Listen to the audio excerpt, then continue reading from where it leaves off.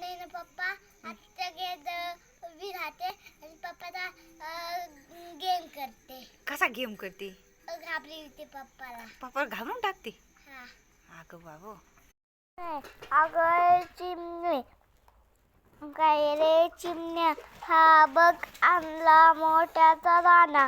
बघू बघू बघू छान आहे बाई. ठेवायचा कुठे ठेवायचा कुठे ते मोठे भांडूया घरके.